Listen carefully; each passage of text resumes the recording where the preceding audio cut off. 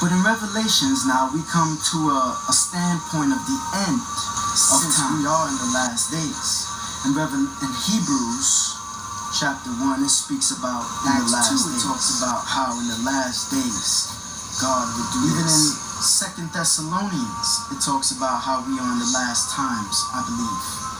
We are in the last days, and it is vividly discussed among the Bible. Therefore, chapter 11 now is concerning these last days, witnesses who live a symbolic ministry, death, resurrection, and ascension of Christ, and have the powers of Elijah and Moses, as well as their own strength, to plague the earth as often and as many times as they want to free God's people, and to do many miraculous things as that of Jesus, since it is symbolic to Jesus. We see how the procession leaded up to the two witnesses from events of history that have followed in the first 1,000 years.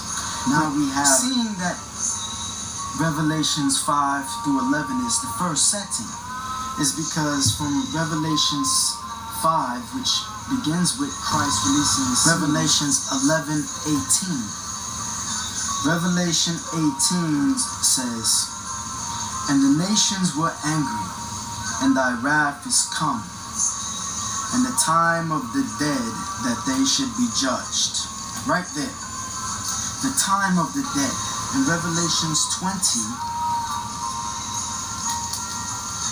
verses 12, it says, "And I saw the dead, small and great, stand before God."